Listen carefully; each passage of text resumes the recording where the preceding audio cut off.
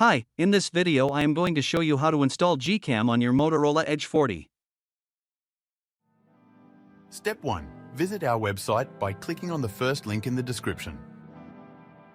Step 2. On our website, go to the download section and download GCam APK file. Step 3. Go to video instruction section on our website. There you will find step-by-step guide on how to install that GCam APK. That's it. Don't forget to visit our website for complete instructions and APK file.